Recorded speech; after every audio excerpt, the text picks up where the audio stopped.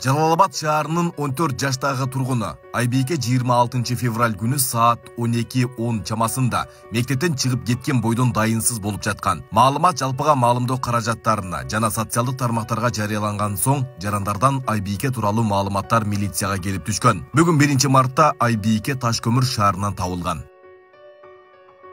24 февральда милицияга жергиликтүү тургун арыз менен кайрылып, 2009 жылы туулган кызы жана уулдары үйүнөн чыккан бойдон дайынсыз болуп жатканын айткан.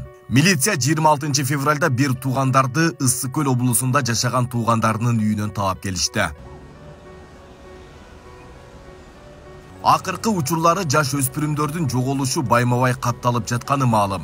Милиция кызматкерлери өспүрүмдөр менен түз иш алып баргандыктан, көпчүлүк учурда ата-эненин балдарга жакшы көңүл бурбаганы жана мигранттардын балдары мына ушундай жолдорго барат дешет. Бүгүнкү күндө жаш чет элдик өспүрүмдөр ушундай бир маска кийип калган. Ал кандай маска кийип калган? Үйүндө ушунчалык сонун кыздар, сонун балдар бирөө көчөгө чыкканда башка масканы кийет да, бизди өкүндүрөт. Анан жоголуп келген кыздарды таап, ушулардын үйүндөгү шарттарын билели деп саресеп салганда, көбүнчө ата-энелер мен андай экенин билбептир, менин кызымым ушундай жолго барышым биринчи жолу болуп атат. Андай кызым андай эмес эле дейт да. Ошол учурда ата-эне жеринде көзөмөл алган эмес. Бул түздөн түз мен толук кандуу күнөөнү ата-энеге да кое алам. Ата-эне үйүндө 24 сааттын ичинде анын 6 сааты мектепте болсо калган сааты үйүндө болот да. Үйүндө кайдыгер карагандан улам. Бул жагдайды алдын алуу үчүн мамлекет жатак интернат мектептерин ачуу керектигин сунуштагандар да бар. Анткени мигранттардын балдары ар кимдин колунда калып, өз ата-энесиндей тарбия берилбей жатканы менен байланыштырышат. Мындан улам жатак мектептер балдар үчүн коопсуз жай деп эсептешет. Жаш балдар ойногузу келет, жакпайга чыггызы келет, чоңолорубуз чыгарбайт. Керек болсо мектепке жибербей майда иш кыл дейт. Алыска кетип аткан адамдардын балдары үчүн ар бир райондо, ар бир шаарда жатак мектептерди ачыш керек.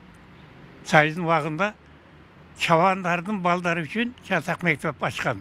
Жайында булар жайлоодо жүрөт, ата-энеси кароосуз калат депчи. Ошол жатак мектепте окаты даяр, жатаканасы даяр. Анан жакшылап мектепте окуп, азыркы биздин муундун кадрларынын 80% ошо интернаттарына түшкөн. Коопсуздуу болот. Көзөмөлдө да турат. Жаш өспүрүмдөрдүн үйдөн чыгып кетиши көпчүлүк учурда ата-энелер менен келишпестиктин айынан келип чыгат дешет психологдор. Мындан улам балдар жоголуп жаткан учурларга кайдыгер карабастан ата-энелерге түшүндүрүү иштерин жүргүзүп, мамлекеттик деңгээлде иш алып барылышы керек дешет. Ата-энелер менен көбүрөөк иш алып барыш керек. Азыр мына мектептер ачылып атпайбы?